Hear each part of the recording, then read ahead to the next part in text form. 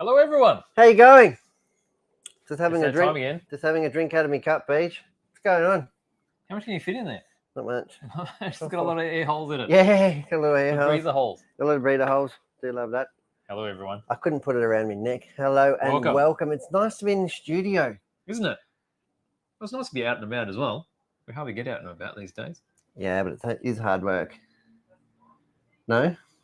Yes. Pretty tough. Where were we last week? Bendigo. We were going hard in Bendigo. Weren't we? 3 Bendigo days. hard, yeah. It was fantastic. So we were at the 2023 Hearns Hobbies Bendigo Classic, which is an certainly on-road race out in Bendigo, just in the heart of the, I don't know, it's a big town, isn't it? Yeah, I think the suburb's called Strathdale. Is it? Yeah. But who have we got on? Let's say hello. Welcome. Hello. Show 178. 178. 178. Susie's on. Syrian's Hello, on. Suze. Craig Jones. Syrian should get excited because we've got some builds coming up next week. Is it next week? Next week. Is that confirmed? That's right. So Syrian, our, what do we call him? A resident drift guru. He's Drift King. DK. Hearns Hobbies DK. DK. Where he's going to do some crawler builds. Yeah, remember, so he did the MDO1 at home? So he's going to do it again. Really popular. Going to do it again for us. It's still popular. Well, it's good to have something different. So thank you, Syrian, for helping out there. So look out for a bit of content coming out. We'll firm up the days, the times, everything like that. You'll all know about it. Click on the link, join in. That's it. Don't give him too much of a hard time. No. Who else have we got on? We've got Felicity. Felicity. Hello. Been a Hello, while. Felicity. It's Mike been Banks. a little bit. Mike Banks, it's a new name. The Nine Steps boss man. We saw him in action last week. Full flight. Jeffy Biggity Biggs was in full flight, wasn't he? Full action mode. All the energy was just oozing out. Action man. That's it. Nids is on. Hello. Hello. Who else we got? Anthony. Anthony often joins us. Mr. Jenkins. Mr. Jenkins. That's it. He's another one just playing with trophies and cups and stuff. He won another award last night. He's having a stellar 2023. How good's that? He's having a big one. What else is happening? I know, right? Con's Hello, on. Con. Welcome, Con's in. Con. He came in yesterday, actually. Did he? What was he and into? Con, they're looking for stuff for his turbo Beetle. He was looking for a slot car. Yeah. A VL. And it hadn't come in yet. Ooh. And 15 minutes after he left, it came in. Oh, so you're saying it's here? It's here. I saw it in a box. I was like, Con, the timing. It's here. Come get it. It is. We should show him. We should go and grab it, eh? And Mr. Thunder Turbine, he's on. Welcome. Hello, crew. Yeah, so, and we do have this fine beast of car of the week. Mate, that's a magnificent orange. It's 9 Steps orange. That's right. But that's probably not the name of this particular color that we're looking for. Well, I might have given it away. Have we? No. I don't think it's 9 Steps orange, so but it could be. This is car of the week. So we didn't have a car of the week last week. We need to know the make, the model, the color. Yep, and the year. The year. And something exciting. The weight. How much does it weigh? Everybody wants to know how much it weighs. Have we got the weigh machine? It's there in spirit. I'm not sure that it's warmed up yet, but I can see it. It is there. Oh, is it? Okay. We'll turn on beans in a Well, you should see the unit we've got in packing now. It's awesome. We've retired this one. That's a full pro machine, isn't scientific one. Got but that only does and everything. It does to 50-gram increments, so it's probably not fantastic for this. It goes up to 150 kilos, right? Something like that. I don't know. Have you still done it? I haven't tried it. Would it measure me? I'm tipping you don't weigh 150 kilos. You're like a whippet. Hey? There you go. Like a Sphinx cat. This bit looks like a Sphinx, doesn't it? A little bit. So welcome, everybody. So yes, Bendigo Classic. Let's talk Bendigo Classic. How cool was that? Magnificent event. That was absolutely cool. So Bendigo On-Road Radio Control Car Club, they welcomed us with arms wide open, didn't they? Absolutely. We rocked up about Friday lunchtime. We set our tent up. I'm not sure if you guys caught up with the last Friday's live, but it was epic. Obviously, it was very geared around RC because that's what we had. So we're going to take a bit of a break from that this week. Not that we don't have RC news, but yeah, so it was really good. You run it was before your car hit the track, wasn't it? So you run the RS 1.0? That's right, the brand new Yokomo Rookie Speed. Do you want to have a look at that? Let's look at it after I've driven it because it doesn't look the same as before it was driven. That's close. That's close, especially in the top. The lighting is very kind on it. It is, isn't it? It's The very studio good. lighting is very good. That looks a little bit more beat up than it There actually you go. is. So there's a beast. So How cool. That is a good looking body shell from Biddy Design, isn't it? it is. That's why they're so fast. Look at it. Like that is That's a wedge. so aero at the front. Mm. But yeah, no, really good handling body. You didn't wear. That's what happens is when you flip them, they roll and split at the top there. Mm. But yeah, no, it didn't get that badly damaged. It was really, really gentle, and you were pretty much working outside the rule set all weekend. That's right. It drove really well. Because it was a Really 21.5 is the ISTC class, we'll call it, the International Standard for Touring Cars. We built this straight out of the box. You wanted to buck the trend and break the rules, and Absolutely, why not? yeah, we nearly had us disqualified. At one point when the 3S went in it. Hey. So for those that didn't know, because it was a bit of a hush hush, Brett said, "Well, I brought this little 3S battery. It's a new one from 9 Steps to Yes. fit the Victory Monster Before trucks. we go to that stage, well, we should add that we put a standard silver can 540 in it Yes. and entered in 21.5 tone, Yes. which in all, Fairness, reasoning, it wasn't going to go as fast as 21.5 tone. No. It's realistically it's down at least 30 or 40%, isn't it? So we're experimenting with the reasonably priced racing car. Yeah. So we built it. We've actually got videos which will be coming live shortly. In I think it's 3 or 4 episodes, and we'll show you how we fit in the 540. And a lot of modern cars aren't designed for that, but I think that was a great example of how to have a racing car ready at a very reasonable budget. Yeah, and it's not a lot of people play RC cars that don't come racing, so they don't build them for the rules anyway. Yes. So for like a kid or a junior, somebody starting off their RC journey, it's a perfect platform, and it's a good way to build it. Absolutely. Because as we know, even like with the Orca range of stuff, for example, if you put the moderately priced Totem in, yes, you're still looking motor, battery, speed controller, and program box. You're looking in excess of $500. Yes. And that's not being cheeky. That's what it costs to power one of these cars. That's right. So with the way that we built it, that same motor, battery, and speed controller is realistically like $100. So, and then we just did it to prove to the point that you can in fact build a car and get to the track to have fun. That's right. But with this experiment already done, we're going to move to the next step now, aren't we? Yeah. We'll put a 21.5 in it, a 21.5 turn brushless motor. We'll give it a rebuild and a freshen up. Probably apply a little bit of setup to it because we run it out of the box. That's right. Which poses no problem. Very simple. Yeah. And that's the other thing with the out of the box setup and the low power. It let us just drive it, right? Because it wasn't pushing the boundaries of the chassis setup at all. Yes, that's right. But you still made it look impressive. You made it look very dynamic. Thank you. It flew through the air. It did fly. It went through all the regular sort of beatings a 21.5 would expect, and nothing broke. No, we didn't have to lift a spanner all weekend. Nothing. No, the only time that we put a spanner on it was to change the motor. That's right. That's where we go onto the 3S, right? Because we got the 540 in there, we thought,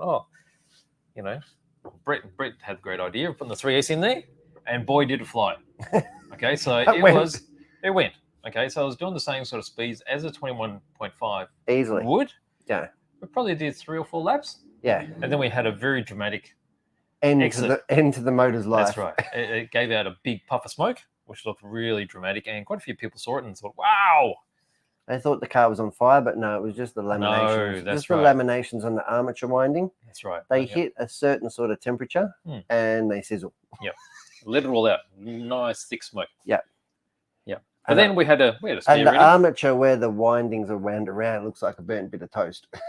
It does. Doesn't with it? Multicolours. Looks like Steve Cornell's been tuning it. That's what his motors look like in Singapore. That's right. Hey? But hey, if we didn't try all that, we wouldn't know. That's right. We wouldn't know. It cost us a $19 motor. That's right. So it wasn't, not that we were out there to try and destroy it. We just wanted to prove the point. And 3S still, like I said, it wouldn't be approved for racing, but it could be a thing if we had it geared it appropriately. The motor can handle 3S. It's just the fact that we didn't change the pinion on it. It was geared at 3 to 1, 3.2 to 1. And of course, it let the smoke out. That's right. But it was good fun. We proved the concept. It was great in a racing I don't environment think too. you finished last. I haven't actually checked the results, but I don't think you finished last. No, maybe not. So you were in the C final or 21.5 sportsman at that stage. Yes. Which was the C main. But I'm pretty sure you didn't finish last. Kept on going, didn't it? That just kept moving. That was really cool. And while you were racing that, I was racing the Kosho Phaser. We've all seen that. We've seen that hundreds of times. So that was good. That was going well. That was going really well. On the Friday and Saturday, I used the Datsun, the Hakasuka body. Yes. With the lights in it and everything. Full lights. I think I qualified 4th on the grid, which is good. That was in Phaser Pro class. They call it Pro class just for all the old flogs that really shouldn't be driving them, but still just want to race. That want to race. So all the guys who cross-entered or raced mod or whatever they run. But anyway, so we run that. And then Saturday I was looking for a little bit more lap speed to race a bit better. So I put the racing body on. And it made a difference. And it made a huge difference. Like it wasn't heaps. It wasn't like drivable and undrivable. But I did pick up like 3 or 4 tenths a lap, which makes a lot of difference when the cars are all even matched. So I went from doing, like 20.1s to 19.6s or something, 19.4s. It was a huge turnout to the event too, wasn't it? Massive. Massive. It was really, really good. One of the biggest events in Victoria. Oh, it'd have to be. Yeah? It'd have to be. It might, it was the biggest event. I'm calling it the biggest event. I didn't actually see, there was a lot of entries. It was... And whether it was the biggest or what, it was definitely the best. It was great to see so many people coming out I'm claiming it as the best. For a 3-day event. Not everyone came out for the 3 days because the first day when we were there, the Friday, that's practice day. Open practice. But to come out to a 2-day event to a remote country area, we were racing. Amazing. We were racing from 9 till 5. On Saturday. And the weather was pretty kind to us. Yeah, we lost 2 heats on Sunday. So final A3 leg of 13.5 and A3 leg of modified. Both results were determined anyway, like the winners of the class. Yeah, so the first final and the second round of finals was a very, very consistent track. So it made sense just to add up those points. Yeah. So congratulations to all the winners, the runners, the has-beens, was-beens, never was's. And all the people that just turned out to watch too. A lot of people spectators. Yep. And we did a lot of emceeing and race directing. I did a bit somewhat. Did a bit of eating. Had really good catering there. BJ's Trackside Snacks was in full flight. That's right. And the canteen was good. Yeah. I'm dropping all the tire dust. I know. Well, we didn't really clean it, did we? Well, it was raining when we packed up, and if anybody who's ever been RC racing, it's a nightmare to pack up in the rain. When you got a tent and racing stuff, it's got to air it out for a year. Yeah. And we walked away with a bit of silverware, which is nice. That was for what? 3rd place in truck. In the truck, the classic truck. Yeah. So I actually don't know. I think Mills won. I want to say Scotty Rawlings was second, or maybe Cooper Davis was second. Myself 3rd. I actually didn't expect that because I didn't think I was going that well. But truck racing is like that. I don't know. I didn't look at the timesheets all day. It's just something that it's all about driving around, isn't it? Go and have fun. No, that was good. Very impressive. We run these classes so we didn't have to touch or work on the cars if we could help it. And we just had fun at the event. Spent a lot of time with people. Yes. It's not an on-road race meeting unless you're painting a body at the track. We have evidence, don't we? Yeah, so I painted a body for Damien Dick. Well, I mean, he did all the hard stuff. I literally just spray painted it. I did a spraying for one of his daughters. I painted some wheels. You painted some wheels for my Phaser. Yep, make them look good. Because the white wheels don't suit the Hakasuka body. No. So we gunmetal. Yep, gunmetal. And such is life. It was a great event. Thank you to the club and thank you to everybody who was there. It was great. Loved it. Yeah. Can't wait for the 2024. We have this one in by then it might be in 13.5 or something. Oh, let's see. You might be in mod. Hey, let's see. How fast are the mod car these days? That'll be entertaining. Oh, they're crazy fast. We don't see them very often, do we? But they're. I think if you blink, you might miss it. They got some. Definitely got some power these days. These cars. That is fantastic. Let's have a look at some of our comments. Let's see if we've got some guesses. All right, Con's thinking Aventador, but unfortunately that is incorrect. Aventador? An Aventador. Who makes Aventador? What? Bolsador? Fiat. A what? Piaggio. Has anybody guessed the make it? Is what I'm trying to say. Oh, I don't think so. I'm still going through. It's a Holden Aventador, you reckon? Let's have a look. Oh, look at this. Anthony's got Lamborghini Countach. Is that right? That is right. Okay, Lamborghini Countach is correct, but which Countach is it? What is the name of the color, and what is the weight? And the year even. Oh, look at this. What have you got? Nid says it's a Maisto. Nah, ba-bong. That is incorrect. Is that correct? What about the Countach 804? 804, yes. Yes. So that's 800 four-wheel drive. Yes. What about the color? Originally, they were only two-wheel drive. Were they? What's the color? Orange. Is it orange or is it more than orange? I don't know. Well, we've got guesses on weight too. We've got 850 grams. Does that mean we're going to have to weigh it? And we've got 1350 grams. We've got 1600 grams. We might get our logistics expert to weigh it. All right, how about that? When he comes on in. Yeah, why not? How about we choose to talk about trains? What do you think, Finley? I think that sounds like a good idea. Welcome in, buddy. It feels like forever since you've been on the show. Because it has been forever. It's The entire universe has gone past. Is it it? now? That's fantastic. How have you been keeping, my man? I've been doing incredibly well. That's lovely to hear. I love that. And we've got a beautiful day in Melbourne today. It's finally nice. I know. It's finally nice. Just in time for me to mow the lawn before it rains Sunday. No, that is fantastic. So we might get you. They want to know how much this car weighs. Yes, they're asking for weights now. And since you've been endowed with new scales, we've stolen these ones forever. Fair enough. So got another. Right, let's see. Being super careful because I got a history on this show. There you go. Yep. Oh, You reckon? Okay. Yep. You happy at that? Jeez, it's big. So we've got the 850. It's higher than 850. Can confirm it's higher than We've got the 850. 1350. It's lower than 1350. Lower than So 1350. between 850 and 1350. All right, what else we got down here? Oh, 1500. No, it's way lower than that, Mr. Bossman. Hey, you know what else hit the track at Bendigo? I was just going to say the Fiat. Do you remember we had the Fiat out? We did. I got Was some it in good the bar? photos of that. I don't know if I shared enough of them. That was absolutely fantastic. Looked good out there, didn't it? It was okay. I was quite concerned about the handling. When the tires warmed up, the handling went away. I think it was probably too much for the suspension. But it was actually circulating okay. Wasn't it? Yeah. So I can't wait to actually. I've got some racing. Well, I've got some oil-filled shocks from TFG. You did, didn't you? Going to put some of that on. Special ones. And we've got some exciting news from Sweep coming. So they could, you know what I mean? Could get hooked up. Could get hooked up and Hooked. flying. Hey? That's what I want to hear. Because it looked funny, didn't You it? hear the chirps and the chattering going around. It was very much, it was almost reminded me of the frog. It looked very nervous going down the straight because it's got no shocks. It was You're probably looking at me because I was nervous Hey? watching it going around. Yeah, but It looked good. didn't even fall apart. No. And All the right. engine's still in there. What have we got there? here, Mr. We've Finn? got a special collection of stuff. Yeah. Oh, we've got some cheat notes. Yeah. What do you want to look at first, mate? Well, I think we'll look at the little blue one first. Okay. Now, I heard people don't mind, but there's a lot of stuff to talk about, so I did write notes down for all my stuff. Nobody minds. I'm glad that you're Well, I organised. At least somebody is. because these notes here are for the wrong locomotive. I researched the wrong one. But the other two's fine. But Okay.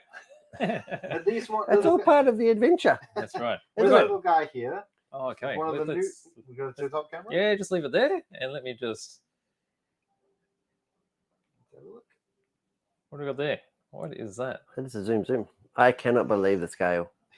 This minuscule. So what we have here What have we got here? is an L&R J94 saddle tank engine. Saddle tank engine. Yes, it's What called. does that mean? So there's many different ways that tank engines can be produced. Basically, it all depends on how the tank is created. So this one is a saddle tank because the tank goes across the boiler like a saddle and sits on it like that. So it gives it saddle tank a very distinct saddle look, like a horse pack. These ones were originally built as the Hunslet Austerity 060 tank engine, and they were built between what's that say? I can't read my own notes. They were built. They were built at some point. There was 985 of them. What was it? So, oh no, it's 485 of them. Oh, sorry, total. 485. They were built for the War Department during World War II. Originally, the War Department needed a standardized tank engine design.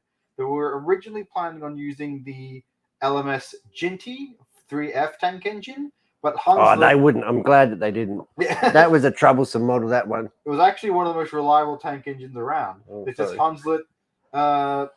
The Hunslet convinced the War Department to buy from them instead.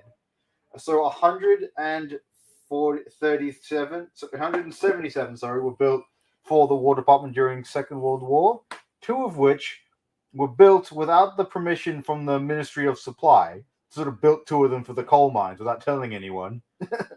After the Second World War, they got a further order for 77 other models throughout the years for industrial work.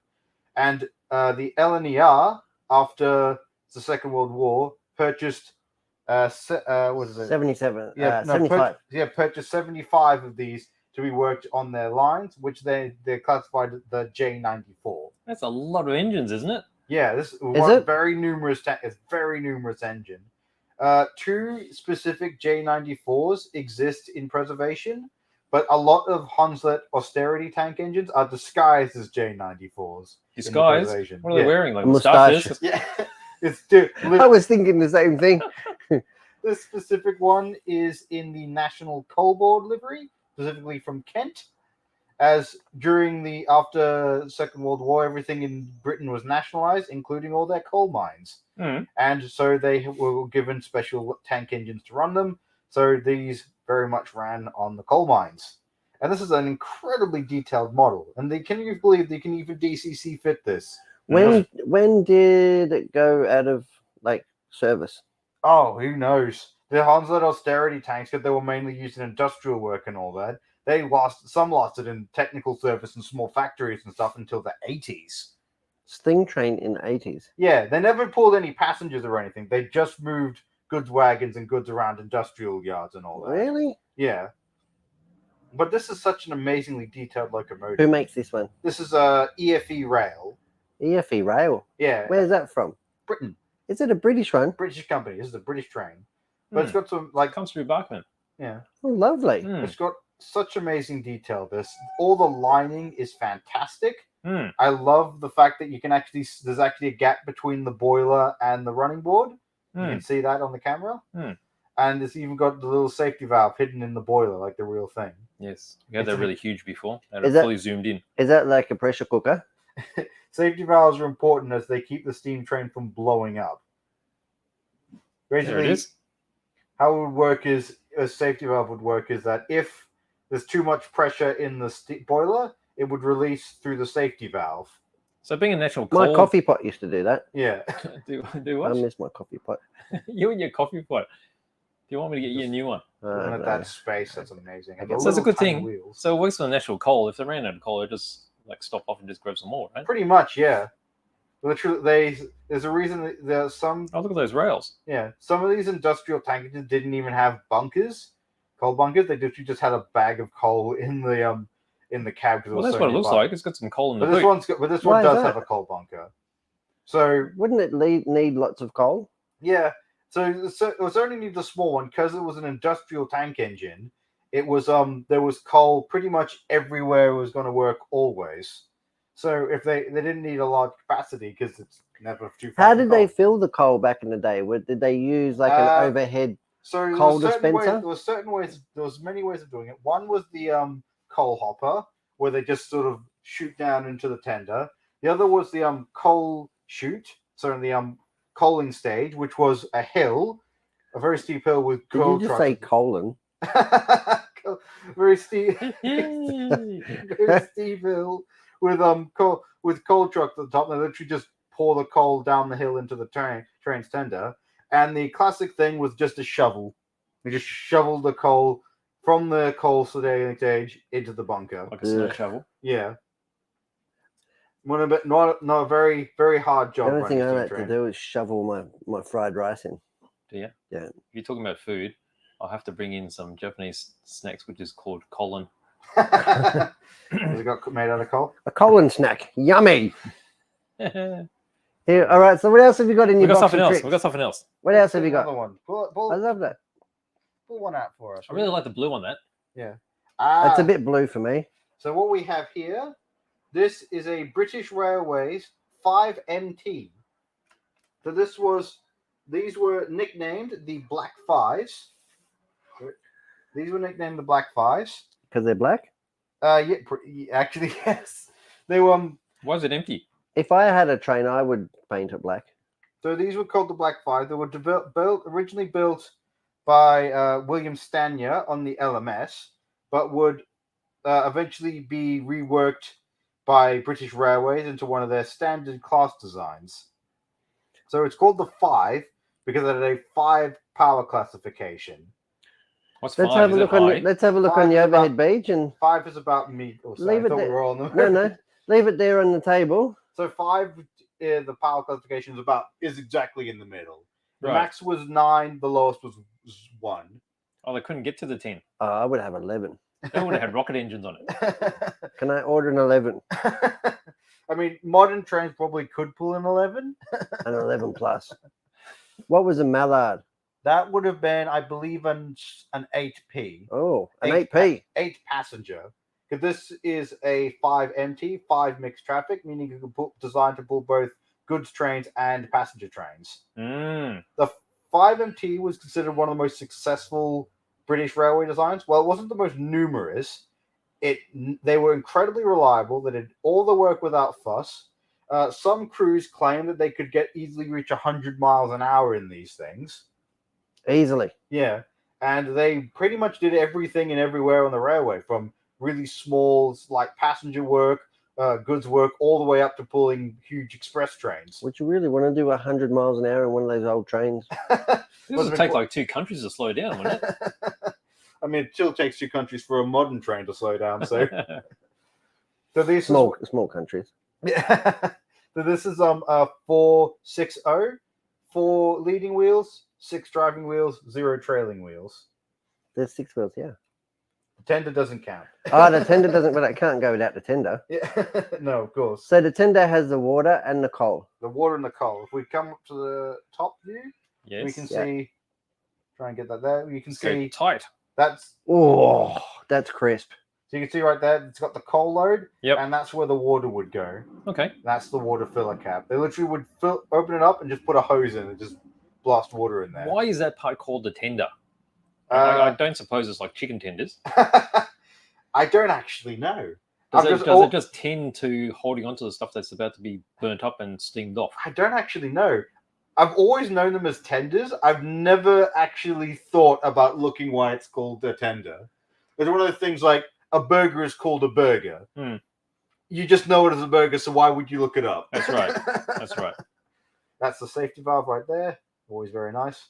What happens when the safety valve goes off?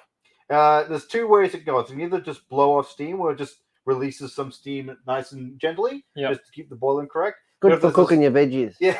Put your but- colander over it with your veggies in there. Imagine the lamb shanks. But if there was a sudden increase in steam pressure, the safety valve could do something called burst. Basically, the safety valve had a lot lower failure rate Mm. than the boiler itself. Mm. So in the case that the boiler might explode, the safety valve would just blow out I instead, just let out all the and pressure. just let out all the pressure. Right. Would You would they blow up very often? Steam boilers, not really. Basically, steam crews. Basically, if a steam crew has caused the safety valve to burst, they're doing something wrong, Mm. and that there is the whistle. They're doing 100 miles an hour. Well, if you go Well, if that you're using 100 fast, miles a mile, you're using all the steam pressure. You can't make any at that point. Got the piston right there, Mm. cylinder. Look, you even got a little builder's plate right there. It's immaculately detailed, this thing. who makes this one? This is Graham Farish.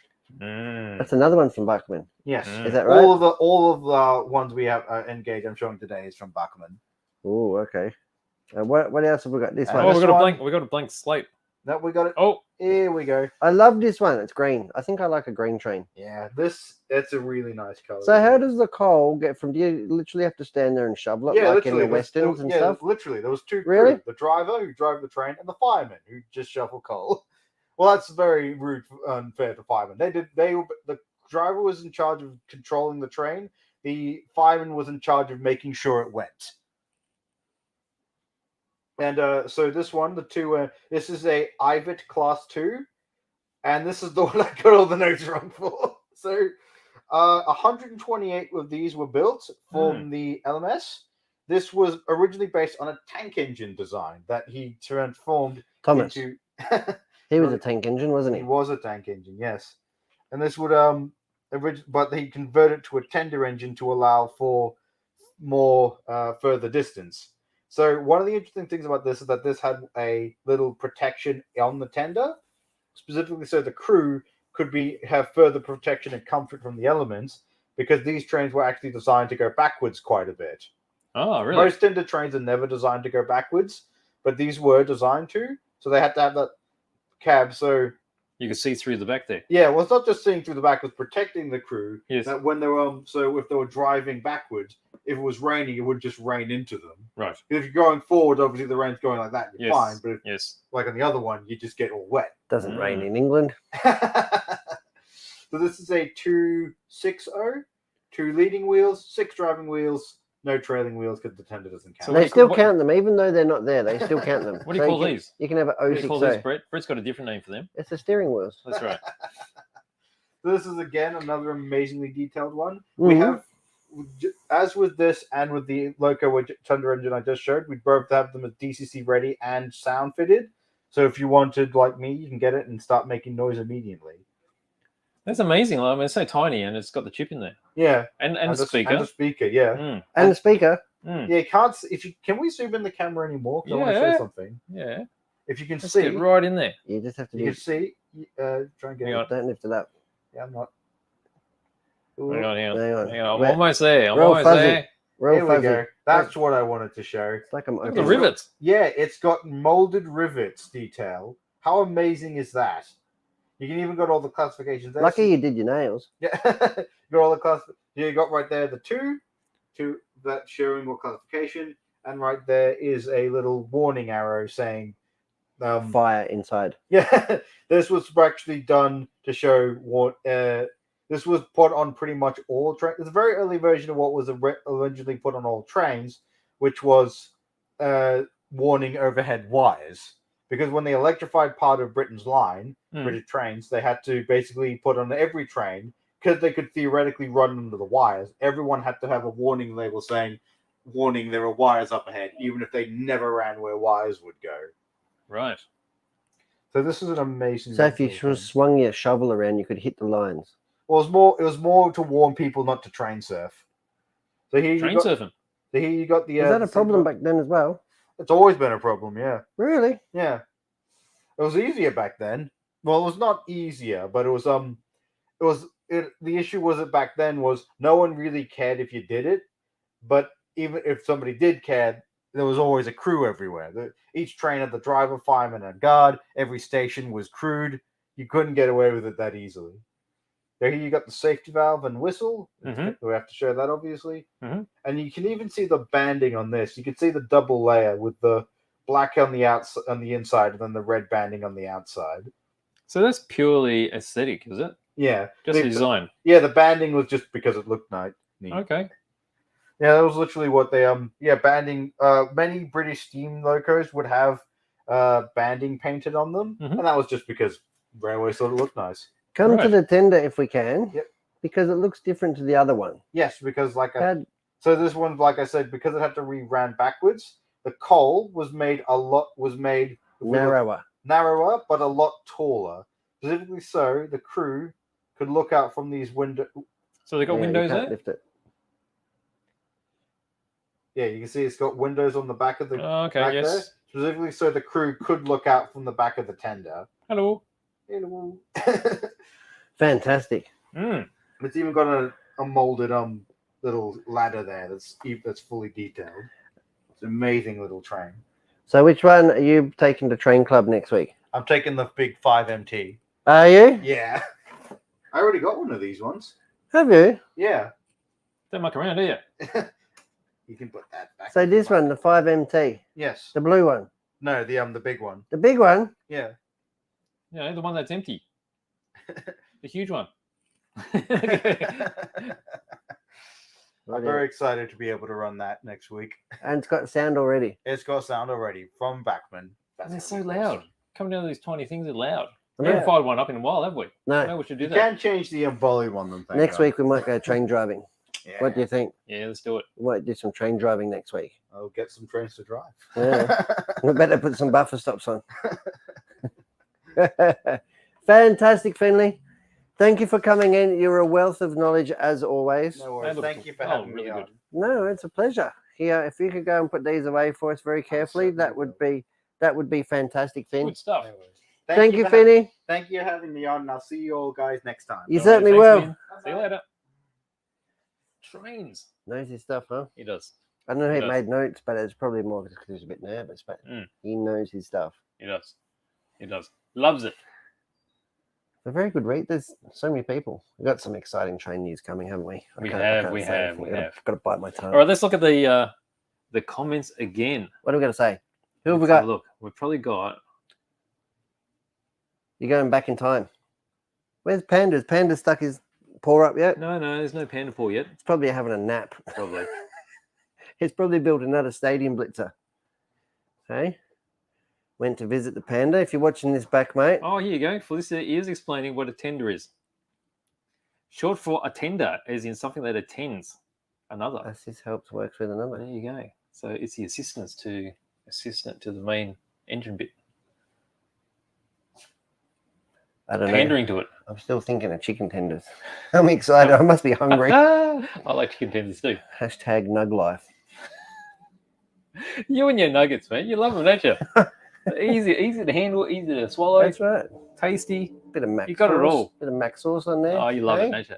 You love it. And no one else has gone, no details on this. So we know more. it's a Lamborghini Countach LP8 800. We know it's between 850 and 1350, Yes. and it's some sort of orange. Yes. All right. All right, let's go. What else we got? I Well, want we you, did so much RC stuff over the last couple of weeks, right? yeah, I want you to show me Mm. some plastic stuff. All right. What so have you we've got? had a heap of plastic turn up, which we hadn't had time to show. Now, I reckon Crikey's. let's show this stuff. What's that train box? That one, they're trains. Is it special? Well, it's new. That looks a bit. Is it? I thought we'll show this. The These are- the trains are new. yes. What? I'm excited. I see a red one. Oh, what's Now, this? these are not exactly new, but we didn't have time to actually show them. Did we? Don't think we did. So the Penel Vans are here, and these are plastic kits. These this are the is- DDA 124th HJ panel van range. That's right. And this is the second release. So we from them. had EHUs, EJs. What was it? When they No, that's right. H's? Yeah, HQs. Yes. Sorry, HQs. I was thinking of something else. So that was HQs. That's right. So they've extended their range. They're still doing the HQs, Hmm. but they've extended the range and released the HG panel vans. HJ panel vans. Mm. And they've been really popular. Tongue-tied. Super Like, popular. That's very classical Aussie too, isn't it? A HJ panel van. Hmm. Yeah, why Or not? just a panel van. They don't make them anymore. That's a bit sad, isn't it? Now they're just vans. What about utes? They don't make them anymore. Because Well, they sort of shared the same thing, didn't they? Sort of dual cabs now. But no, Hmm. there's still lots of utes around. But yeah, So what have we got here? What are the three versions? 3 versions. We've got a Isn't there- tradie. This is isn't the there tradie 4 version. Isn't there 4 like the HQ?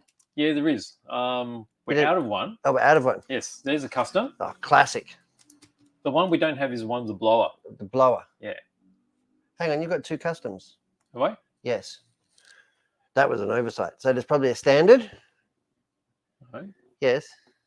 These are both customs. No. Oh. It's a different kind of custom. Oh well, I'm confused. Yes. You had me at hello. Hello. So there would be standard, Mm. custom. There's 2 customs Yes. and a tradie. And a tradie. And there was another one which was Blown. like, oh, it's just called blown, yeah? Blown one. It's got the supercharger. Big engine. Mm. So this is the stock one. Yeah. So one was described as meant to be the Mad Max family car. And I think it must be this one. it'll be this one. It's got a V8. Yeah. And then the tradie one. Is that a 6-cylinder? That's a 6-cylinder. Yes, it is.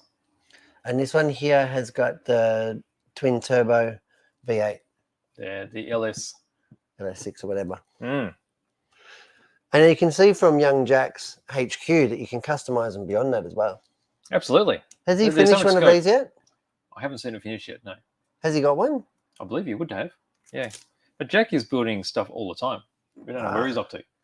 He's building that MP44. That's looking good, isn't it? I think he sneaks stuff without us knowing because he doesn't want us to know how much he does. Probably. Hey? Can't help himself, can he?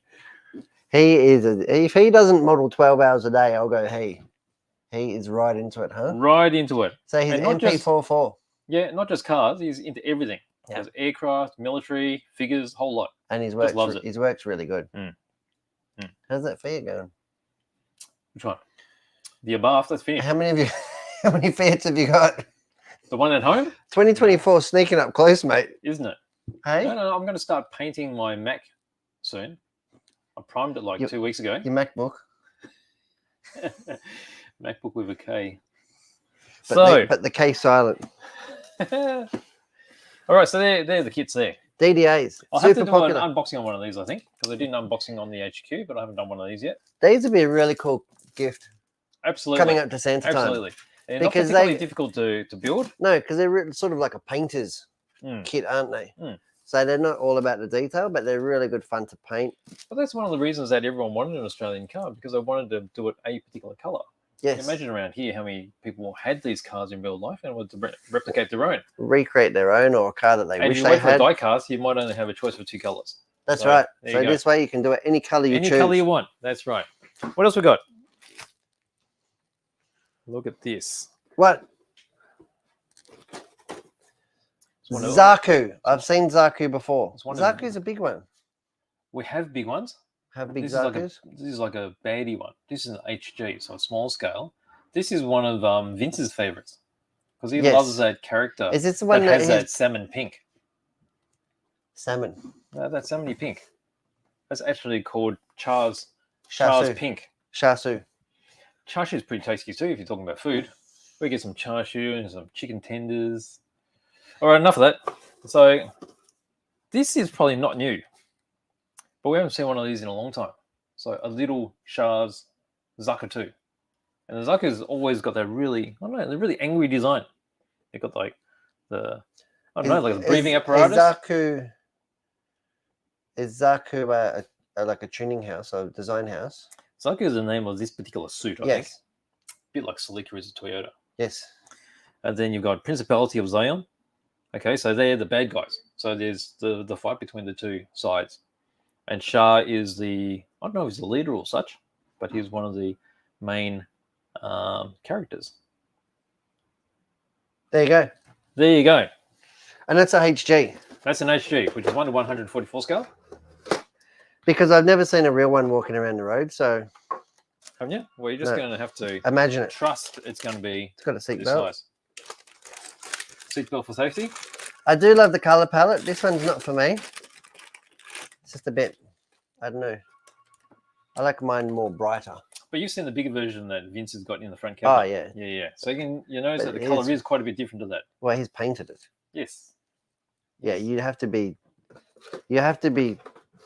And if you do want to paint it, we do have this particular color in the Gundam range of colors. yeah. Mm, Yeah, exact- Mr. Hobbies does a Gundam range of That's right. colors, They've doesn't got he? the Shah's pink. Just for that. Mm. Fantastic. There you go. So What that's else? it. What else is in your stash? This is Just not new, but looking it's at my back. hands. Everyone loves it. What is it? Evangelion Unit 1. Unit 1, you reckon? Unit 1. Why is it called Unit 1? Because it's the first one they made. So they did have a 00, which was a prototype. And the 1 is the first production model. And then they made a 2 and made subsequent ones after that. And they designed these to fight the angels, which were attacking Earth. But that's not a Gundam. It's not a Gundam. So this is a different story. And it's got to do with finding... Nemo. No. Not quite. Well, Well, there's no here's- Nemo in here. Here's 100. That's fish. This guy's 175 millimeters tall. Mm. And this was a game changer when it first came out. I think this came out a year ago or 2 years ago. Because if you open it up and you have a look at the molding on the head, Yeah. you know how Bandai is famous for doing their multiple molds. Mm. Look at how they've done the 3-dimensional multiple molds. Oh, stop You it. see the stripes on the spike, It's on got the horn? It's got stripes on the horn. Look at it. Let's zoom in on that, okay? Because, I don't know, no matter how many times I see that, okay, so there's some stripes on, where are they? That's his horn mount. No, Okay. how do they get stripes Yeah, on look at that? this. You see how they've done multiple shots of different color as they've gone through the same mold? So that, where's the horn itself? There's the horn itself over here. So they let one color go off and then shoot the other color into it? That's right. Wow, look, it's got stripes. So no more of this. I mean, traditional ways of molding, that would just be one color. There's no way you'd be able to insert another color into there. Not in little bands like that. No, but in this one molding, there's 4 colors. Is that not amazing? Pushing the boundaries. Yes. And that's Bandai doing So that. was that like That's the high first? precision. Is that the first time that Bandai did something like this that you know of? I think that's the first time they did it in so many bits on the one sprue. Mm. I think in the past they may have just done one thing like this. As a hero piece. That's right. But look at it now. It's amazing. Soon we won't have to paint them at all. Mm, No? that's right. And look at the decals. You got some. Why has he got so many hands? Has he got like an octopus? That's so you can do all the different poses. If you're going to do like stop motion animation, you can do the karate chop hands. You can do the how you doing, I'm here hands. You can do the angry, I'm all buff hands. And then you've got all these. How do you know hand language? You're impressive. Oh, I studied. And then there's the gripping hands. See how the fingers are separate? So they're actually holding onto weapons. And you got the weaponry there too. Wow. This is what we know Bandai better for, where they have separate areas where they've just got single shots of color, not actually mixed together. Like So layered. that is a game changer. But look at the green. The green just pops, doesn't it? It does. We're a bit fuzzy wuzzy. Here you go. Ooh. So this is a really bright color palette. Get in there, Russell. Look at how it all. I've got some clear red bits. Change your name to Russell. Sorry, I couldn't hear. Look at it. How good is it? With our new audio, it's probably not even a problem. Oh, maybe. But this is really exciting to get this back. There's a lot of people that love Evangelion. If you don't know much about Evangelion, you can check it out on Netflix. It may not be on at the moment, but it does cycle through. Does it? Yeah. There you go. Mm. Something for Panda to look at. Absolutely. What else have we got? Show This me is something some- that I don't quite understand, but this is what The ninja will know. the ninja got one of these, and it's got big chains, and I think this is just absolutely massive. So this is from, where's this from actually? The legendary Exodia. I don't know, not familiar with this at all, but it's Egyptian, isn't it? Looks a bit like Looks about it. Inca. Inca. Looks Inca-ish. Does it? I'm not sure. Have a look at the images on the box. You might have to go in the overhead. Might have to slip it on in. Oop. Slip it in. See if you can get that. Get that. People are looking at the box upside down meanwhile. Hey? You can get fuzzy. Ooh. Can Look at we the get muscles. it? Ooh. Look at those muscles. But you see those, I don't know, those bracelets, those bronze got no looking head. bracelets. Where's his head? He's got a head. It's right there. Where? Right there. Where's my finger? I can't find my finger. Hang on. Oh, I'm over here. Where is it? Here he is. Where's his head? There, right there. That's the What? head there. He's got no neck. Oh, he's got a neck. It's just really short. That's a Gundam version of Corn Dog. But see how big these What? Chains? bracelets and chains are? Well, he's a big. Look at the size of him. You've got to chain him down. Yeah, Don't- but just so that you get an idea of how big this figure's going to be, look at how big they actually are. What do you mean? What are you going to show me? I'll open it up. No. It's a lot of big bits, right? He's nice and caramel coloured, isn't he?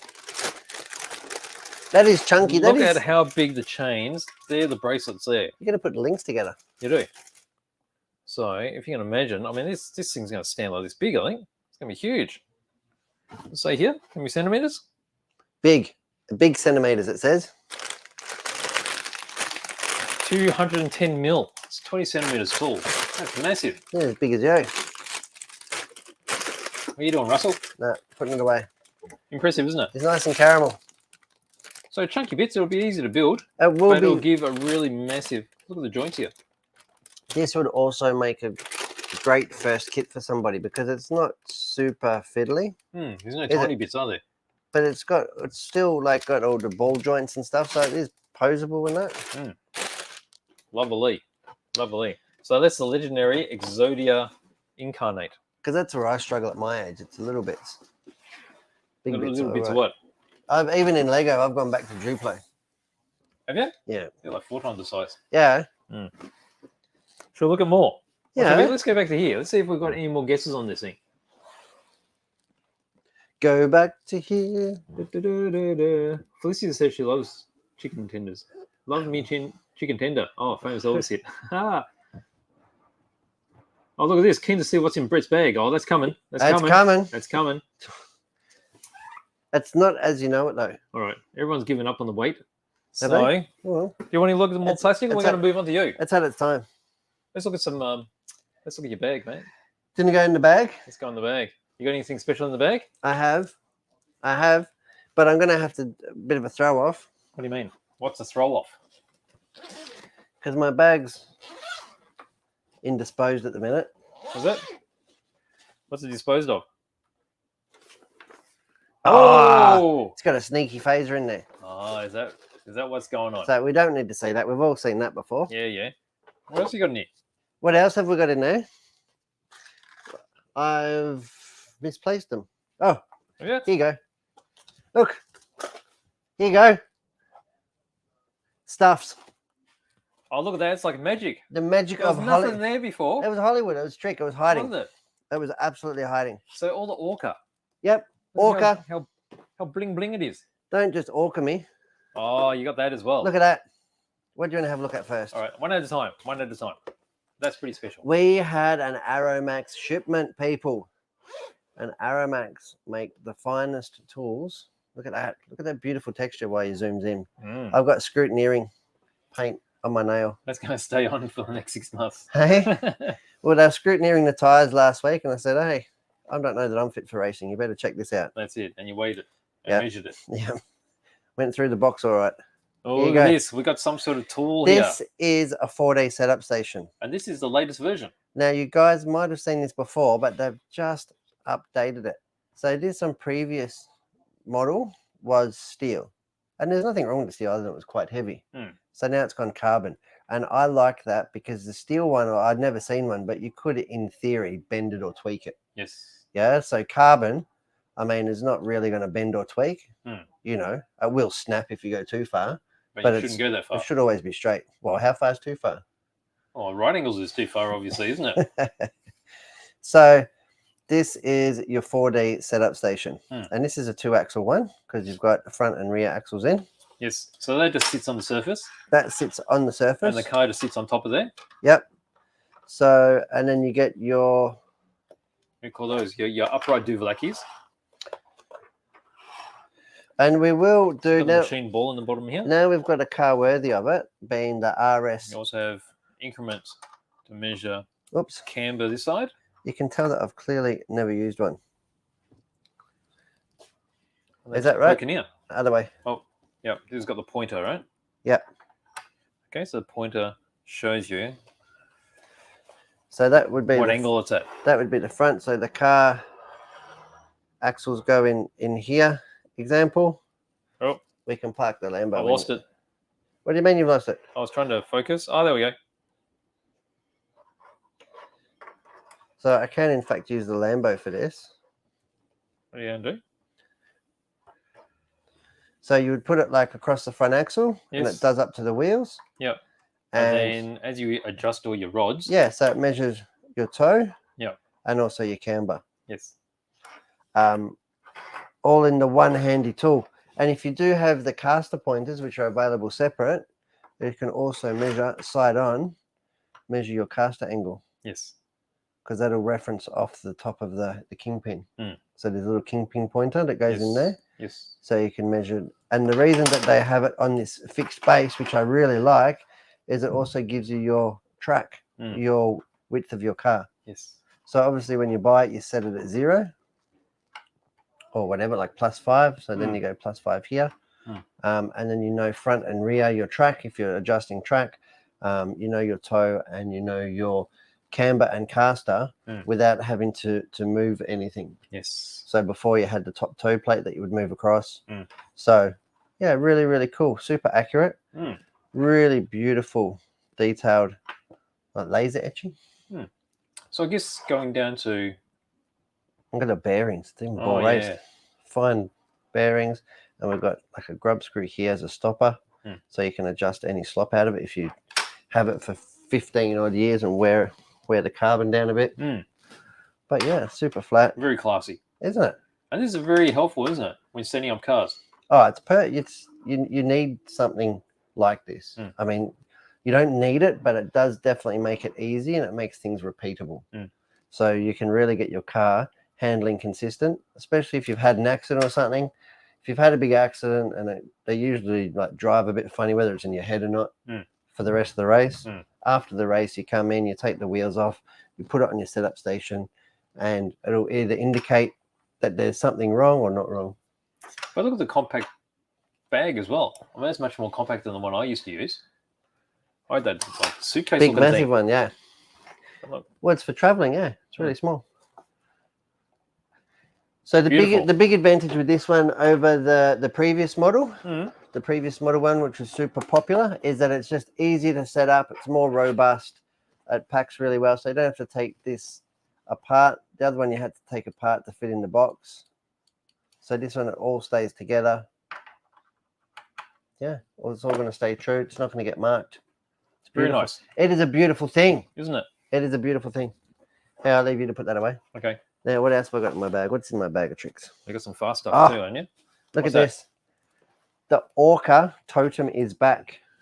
Oh. This is the most popular, the most awesome. I'm biased, of course. Stock spec speed controller. And it is an 80 amp unit. And it is rated down to 10.5 turns, I think. But for what we do in Australia, 21.5, 17, and 13 for our stock spec razors will pose no problem. And have a look at the size of it. And that is the whole unit. Let me get that focused a bit, eh? Look how small it is, Beach. I've gone the wrong way. Wrong way, wrong way. Tiny, isn't it? It is absolutely tiny. That's what I love about it.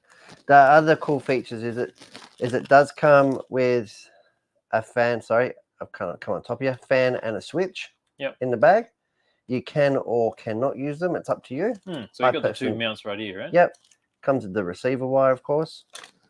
You wouldn't necessarily need to, only probably if you're running 13 or 17. Fully aluminium case. Full aluminium case. It has inbuilt capacitors, which is really nice. Apparently it's reverse polarity protected. I haven't seen it yet, and I wouldn't recommend trying it. Look at how shiny the gold is. It's gold plated, 24 karat gold plated.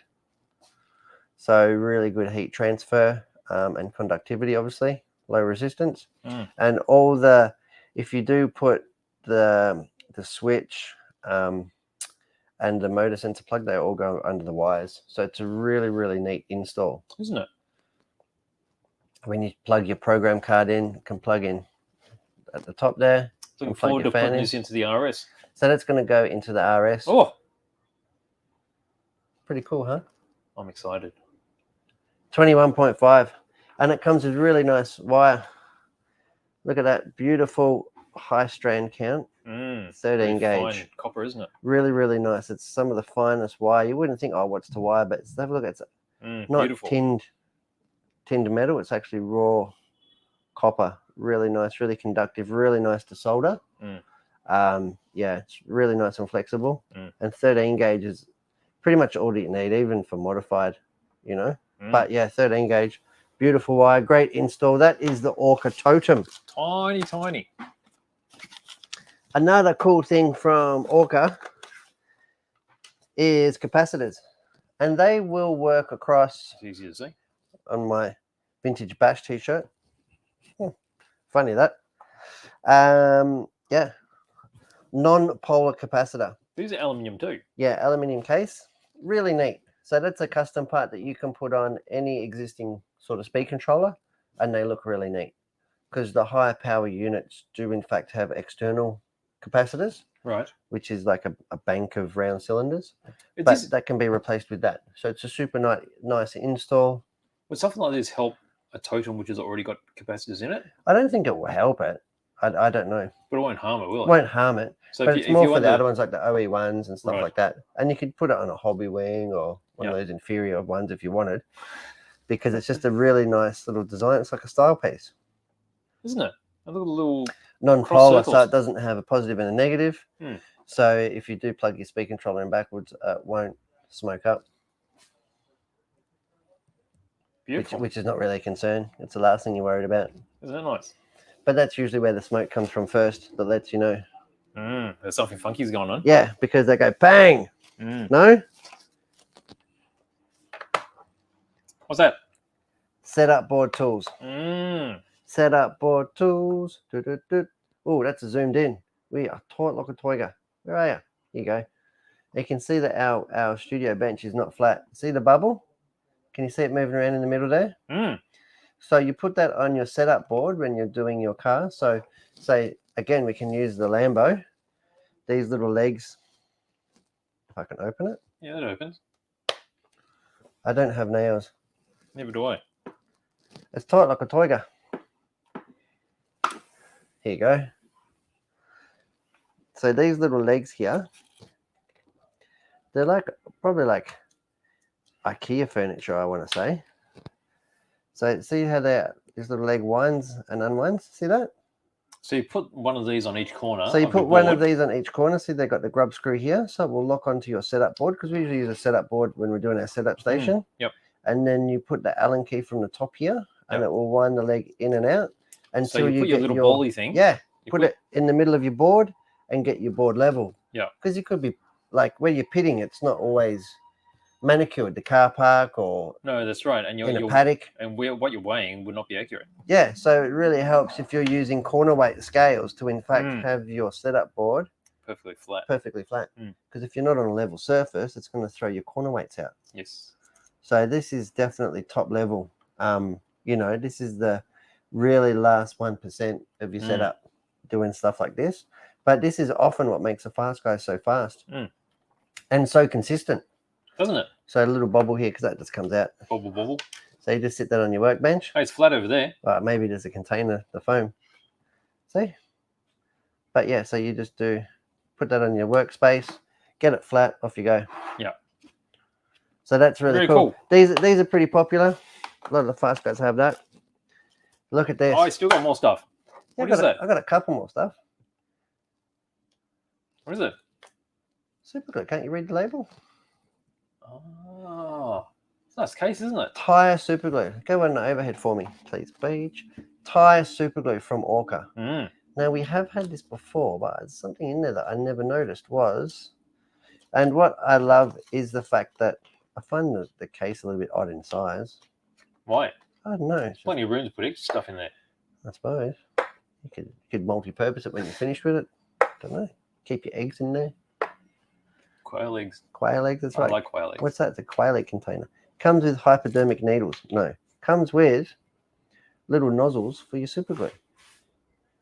And they So will very fit. fine hypodermics. They're not sharp. No, they're not sharp. They're not. Please do not inject yourself. No, but don't jab them into yourself because if you push hard enough, they will go in. Do not jab them into yourself. No. But the reason that I do like metal super glue nozzles is because you can unblock them with a lighter. Yeah, you just hit it with the lighter on the end. And it vaporizes. Yep. You don't do it while it's hooked up, or I don't do it while it's hooked up to the super glue. And it unblocks every time. Yes. So really usable. Whereas the plastic ones, the bendy ones, they often get blocked and you just cut them shorter. You notice the other one's actually got a rubberized cap on it, and that's really tight. So that keeps it all sealed up. This one? Yep. Yeah. So you don't get dirt in there. That's right. I don't know why it's not on both of them, but anyway. And I like the fact that it's like 9 steps orange. It's really cool. But yeah, so that will go on top of your glue. Now this glue is sealed anyway, so I like the way that the cap goes on and off. Yeah. It's the little things. Yes. And then you've got this here that needs the seal broken. Yep. Just pop a pin in there. Yep. Crack And it you'll find that will seal perfectly on the top there too. Mm. So it won't actually come out unless you cut it down short. Mm. So all these things, so you got a seal there, seal on the top, and it all goes in this nice airtight seal. That should keep it all safe and secure and usable for a long time.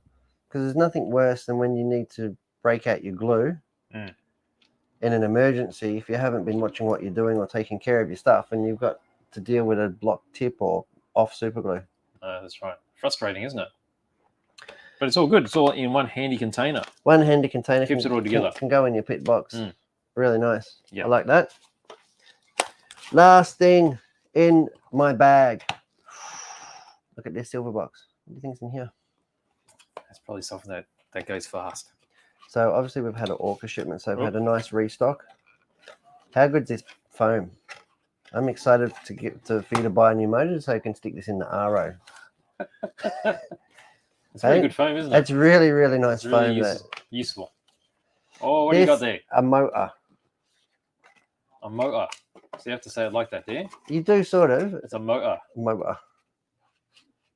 I do love the Orca packaging. You know you are getting a fine piece of equipment. So we've obviously got a sensor cable in here that you can use, whether it's the right length or not, but it does come with a sensor cable. And this is a Blitzstream 2, 21.5. Where to open it is. Oh, going in. These are one of my favorite stock spec motors. It's all raw approved for every race list. It is a really, really nice motor. Nice open can. Plenty of cooling. Orca use really, really nice bearings. Got all the legal rotor marks on here. So stock 12.5. Telling you that that's what it is. Stock 12.5 rotor. Yeah, really, really nice bearing and adjustment plate for the sensor board. Really nice, again, gold-plated tabs. Beautiful looking motor. That's probably going to take pride of place in your RO, I think. Or the RS, sorry, the RS. We could put it in the RO as well. Yeah, that'll need one. That's right, we will evolve those two models, won't we? So yeah, so new motor. So if you are in the market for a new motor, freshen up, getting fresh legs for the Nationals. The 1/10 on-road Nationals are coming up soon. Don't look past the Orca gear. Really successful. I wouldn't be surprised if you see Orca gears on a lot of the top placed 13.5 and 21.5 cars at the Nationals. I think the modified guys will all be Dash, Aramax. And I think the title will go their way. They're in a really good place. I hope it does anyway. The BD12 is on fire. Isn't it? Hey? You're going well the everywhere. New South Wales guys, even Ant Caretti came over for the Bendigo Classic. That's right, modified. Yes. Smoked them. Threw down the heat and smoked them. So that is Brett's bag. Your bag full of stuff. It is now. We had a little bit of a sneaky change, didn't we? How good are these Rubik's bags? They're great because they are useful for not only RC gear, fits cars perfectly. And jumpers. Lunch and boxes. Jumpers, yes. Camera gear. The Tamiya truck. Computers. Yeah, that's right. Paint. All the kids got them at the Bendigo Classic. Yes. All the kids got them. That's right. Hearns Hobbies anteed up and donated to all the junior competitors. Gave them a $69.99 $69.99 bag. So it's really nice. Great, nearly $70 value there. So good stuff. Good stuff. That is it for Brett's bag. How's the Countach going? Where are we at? It's going anywhere. Why not? I don't think it's going anywhere. Well, everyone was getting excited with all the Orca stuff you were showing. Were they? Yeah. You know, Suze will be excited. Oh yeah. He's got a totem, and he's been. So is Anthony. Anthony's got some. So Anthony was saying he wants to know how to update the programming box so he can update the or program the totems. So with an old program box, if you go to the Orca website, you do need a micro SD card, because that's what fits in the program box. Right. You plug it into computer, download file, and hit it. Oh, and just Syrian's actually done it. I have not done it. Okay. I so I think he's recently. explaining that to Anthony at the moment. Syrian will be the man. He's done it recently as well. And I think Anthony's good now because he's guessed a weight. So it must guessed a weight. Yep.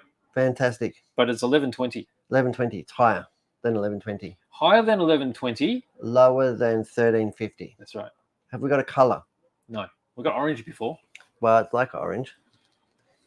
PS63. All right, let's move on. We got some more stuff. I can guarantee you it's not PS63. What's PS63? Got a lot of new Italy stuff. Abrams. Sounds American. It is American, American. but it comes with, where is it? Why has it got Aussie Australian? markings. What does that mean? Do we have them? We have them. Didn't you know that? Australia has Abrams. It's been a while since I've been in the army. Has it? Yeah, I thought they might have updated the fleet.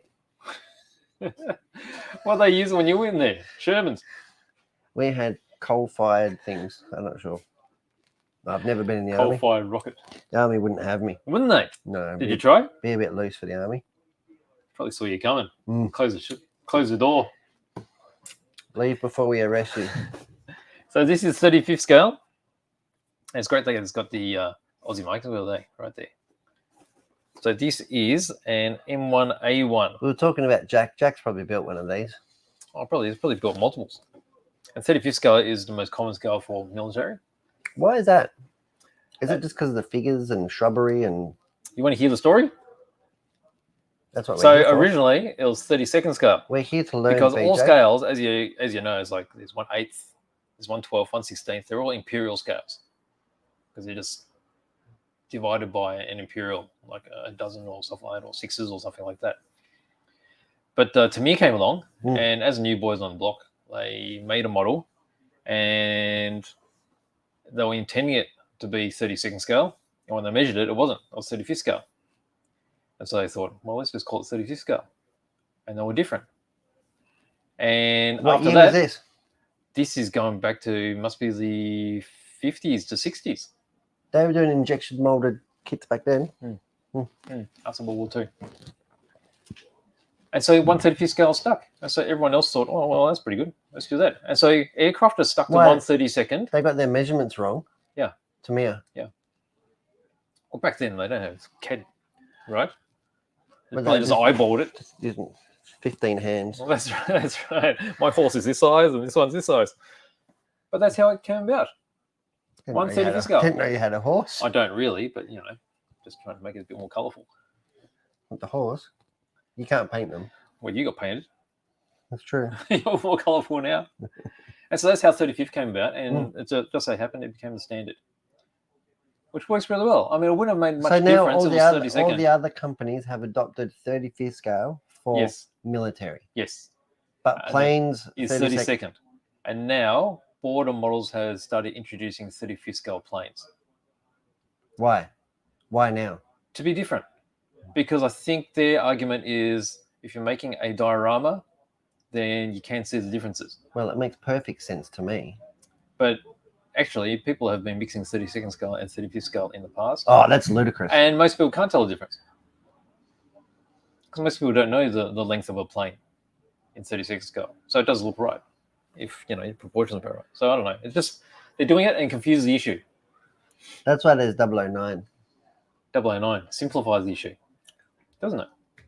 Makes it easy. That's right. 'Cause Smaller you track, goes around anywhere. You and don't you have can- to follow any prototyping. No. Do what you want. Count my rivets. Go ahead. That's right. It's got the correct number. I encourage you. So there you go. So here we go. Italy, Abrams. Not a brand new kit, but it's just been re-released. How long's it been around for? The kit itself, It looks like 70s. Could Nah, it it wouldn't be be 70s? no, because the M1 wasn't around in the 70s. Is it newer than that? Probably the kit probably goes back to I late can, 80s, I 90s. can see with that aerodynamic. Yeah, definitely. Yeah, no, good.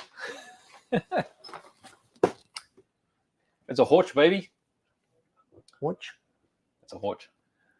What's a Horch? It's a soft skin vehicle of World War II from the Germans. What? The Germans made a lot of vehicles. Soft skin? Well, soft skin because it's not armored. They call them soft skins, like a truck. Like a sausage. Sausage depends on the sausage. Some are skinless. But this is basically like a truck chassis. You can't say skinless sausage anymore. It's in our safety box. You can't say skinless sausage. I beg to differ. I haven't seen that safety box anywhere. This is a problem. This is how you get yourselves in these situations. I'm not in trouble yet. If you start talking about nippers, then we're real and skinless sausages, then we're really in trouble. All right, so we'll go away from that. All right, let's go back to the Hort. So this is it's basically a small truck chassis, and they built a open-top car to make it into a universal utility vehicle. So it could carry troops, or it could be a weapons carrier, or it could just be used as a light goods carrier rather than a big lorry. So who made Horch, or Horch is a manufacturer? Horch is a manufacturer, and they made quite a lot of vehicles back in the time. I'm not sure what Horch are now. A lot of those old companies have survived to this day, but they've probably been amalgamated with other manufacturers. Like BMW, Mercedes, all those are still around. You've got Rheinmetall, which still make weaponry. They're all around. But Horch, yeah, it was a big one. Made a lot of vehicles. So this was used quite a lot. And also, commanders with cinnamon as well go around. Did you just say cinnamon? Cinnamon. You just Are you thinking food again? I'm normally the food person. You're thinking there's no chicken tenders in here. You just said cinnamon. I did not. And I'm thinking donuts. Yummy. There you go. Show me some stuff. I want to hear it. This is really interesting. This has been around for a really long time. But no one else has done cockpits of this scale before. Now, Italy actually make 2 different cockpits. So this is the F-16, which hasn't been around for a while, but we've already got the Starfighter one. Comes with a helmet as well. Didn't we do accessories for a cockpit? We did for the right? F4 Phantom Tamiya. Yes. Yes. That's 48 scale. But this is 1/16 scale. Oh. Is it 16 or 12 scale? 12. 12. So big. So you got all the little knobs and stuff. It's big enough for a mouse to fit in. Could be. And I can still remember back in the days when this came out, Verlinden was a very big company of making resin parts and photo etch. And they actually had what do you call it? What do you call the clear printed plastic? There's a particular name. No? Etching, screen print, I don't know. But they did do clear ones so you could actually light it up. And if you're clever these days, you can actually get LEDs small enough. You can actually light individual areas. It'll look really good. So not designed for lighting, but with a bit of foresight, you make that look really good. So what you said is you're going to build one and put lighting in it for Model Expo next year. No, I did not say that. It sounded like it. No, not at all. You get me into trouble, and you love it. But no, that's not happening. So the feed is actually happening for next year, for sure. Okay, you heard it here. That's happening. It all happened in episode 178. That's right. What else have we got? Now, a whole bunch of aircraft. The Undoing. This is all stuff that just turned up yesterday. More stuff. So we've got Lightning. P-38 Lightning. Is it new? Twin boom. This is a re-release. A so re-release. all these are re-releases. So they haven't been around for a while. But they're here now. They're here now. So 72nd scale. And we've got the Growler. Growler is quite a modern aircraft. Australia uses a Growler as well. Electronics warfare model. It's nearly one of those words that you can't say. Of the Hornet. Growler. That's not the box, surely. Why do they call it Growler? I don't know. Must make funky noises. Look at all the stuff on the bottom of it. Are they bombs? Is that armory? I don't think so. I actually don't know. Dan would know better. Dan would absolutely know. He would. We need to check with him. And then this thing. Now, Jack was beside himself when he saw this, and he took one home. F-22 Raptor. Is it new? No. But it's out again. So quite a funky shape. It hasn't been around for a while. Hasn't been around for a long time. So this is a... it goes back to the times of the F-35. So the F-35 is a very similar shape. So this was from the same sort of time. The F-22 is actually meant to be more advanced. I never liked the F-35. No? No. What do you think about the looks of the F-22? The F-22 definitely handles better. Does it? Yeah. We pulled Mach 4. Mach 4. You know everything. Yeah. So plastics, that's it. I was in a flat spin at 4G. Were you? But we pulled out. Did you? You woke up and you were on the ground, landed? My pull-out game's good. So that's me. Done. All right, let's go because we've been going for ages. Haven't we? So you better because All I've right, got there's some. I've got some more guesses. I've got some sneaky stuff. 11:20. It's too low. 11:55. It's too low. You know what, Richard Rob. You know what we didn't do? He said a rancho. Is that correct? Yes. Oh, yes. We've got to have a look at that. How's a rancho? This sounds about right, doesn't it? A rancho. Yep. I need to just do a little bit of tweaking here. What's you tweaking? What are you doing? Because Are you doing mechanic work? I keep breaking it. It's a workshop job that come in from Japan. Right. So I thought I better not have it falling apart on camera. Why are you doing the hiding stuff under towels? I haven't seen that for like decades. I used to see that at all big race events. Probably saw this in 1987. Mm-hmm. 1989. Mm-hmm. Towel over the car. There's some dude with a head underneath it trying to work on it. It's very fitting. Isn't it? So what do you got here? What is this? That's a nice flag, isn't it? It's good. Shall I reveal? Yeah, unsheath me. What is it? This is a Yokomo Super Dog Fighter 870C. 870C for Charlie. That's right. How cool is it? This I'm sorry, but that Lamborghini, the Lamborghini is worth less than this thing. Yeah. Have a look at the beautiful 870C, and this was kindly lent to us by an avid collector. Yes. Wasn't it? Yes. Bradley Burgess or Burge. Yes. Thank you very much. That was hooked up to us by Surian. Brings back many memories because my Super Dog Fighter actually came from Hearns. All the Super Dog Fighters will come from Hearns in Australia. Well, the coming ones will. So let's have a closer look and tell us all about this one in particular, what you know, and why it's so important to us. Okay, so this particular version has been painted up in the Masami colors. Masami Louis? Yep. Or Masami Hirosaka? Hirosaka, actually. Yeah, Hirosaka. Yeah. Masami Louis did make an appearance. Very brief appearance, and then ran away very quickly. Okay. And Masami Karedi even was mentioned that's right. at Bendigo. Last week. Everybody was. That's right. Let me just get this. So talk us through it. Here we've got a KO speed controller. This is the days before MOSFETs. It'd be relay speed controller. So you notice that Masami had the I Love KO because he was sponsored by KO and only used KO.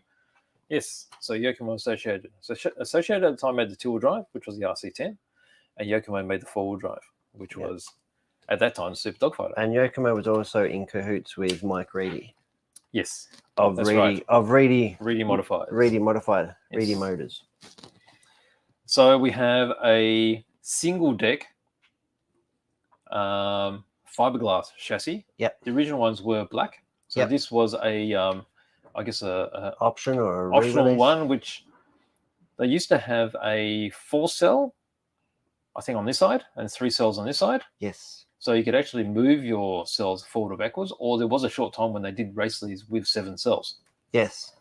And this chassis would have been made specifically as a 6-cell layout. Yes. It's also white. It's also white colored, right? So it's a white fiberglass rather than the black. And it doesn't have the spine. No. So the original did have the L-shaped spine, which lay across the engine mount and went all the way across to the front here, and then underneath the front gearbox. And that was held in by basically glued it on, and it had a few small screws. That's actually surprising because it's much like the MO 2.0 now. It has a front and rear brace like that because it doesn't have a top deck. Oh, okay. Yes. I've walked away. Okay. So this is the transmission design, which was absolute genius. So this particular Yokomo transmission design was used in many subsequent cars, four-wheel drive and, off-road and on-road. Yes. Okay, so you've got this classical lay shaft here. All the way to 97, 98? Yes. I want to say. Yes. So you see here, this has actually got a optional spur adapter as well. The original one was molded in plastic. And then we've got the center slipper. And one way. Okay, the one way is actually mounted in here. And the one way is so you have independent front wheel. Yeah? Yes, that's right. You can see that. And then we've got the 4 cylinders. So you've got the 4 cylinders here. And then we've got the 6 cylinders here. So you've got this classical lay shaft here. And that And just this part is rotating. So that's one way from this point. So when you apply the brakes, the front is still rolling. and that was to aid in corner speed Yes. and straight line speed and efficiency of the drivetrain. Yes. So basically, the front wheels were only sort of being driven into the ground when they were needed. Mm. The rest of the time, they were free spinning. That's right. But if the back lit up, then that would engage the front. Yes. So this version has the original shocks on it. Yes, they would be rare. The purpley anodized. How rare would they be? Because these were usually thrown in the bin Yes. because they were crap. Well, they weren't the best. So they used to leak quite a lot from here. Weren't And the then if best. you over tighten the clamps, well, you'll be racing and then that'll release and then you'll have a lopsided car. Yeah. So this one here, luckily, it doesn't have oil in it. It's No. probably never had oil. No. But that's okay. But the re-releases are going to have a fully redesigned shock. Modern shock. That's right. That's going to replicate this look. Yes. The arms are quite solid and they've got a C-hub arrangement here. Got the old school universals. These would have all been hand machined back in the day. That's right. Those universals. And these, you see how these are grey colour, the uprights? Yeah. And that'll be... Magnesium. That's Yeah. magnesium. You'll see that compared to the front bulkhead. Front bulkhead looks too shiny. Maybe it's been polished, but the original one was magnesium as well. The rear lay shaft and rear bulkhead looks original. Yeah, they definitely look magnesium, don't they? That grey colour. So the They rear would release, oxidize. They would oxidize really, really badly. that's right. So the rear release car is Look actually at the going casting. to The Yokomo casting down there. I just noticed. yes. So the rear release ones are going to be actually aluminium. Yeah, all billet machined aluminium. Yes.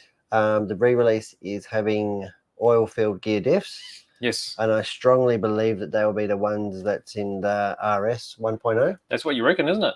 Yeah, I called that when we built the kit. Yeah. Because the So it's a the diffs in that are all new. Nice period open end bell motor that's been put in this one. That's a stocky, Mm. isn't it? It's a stock motor. So this is absolutely phenomenal.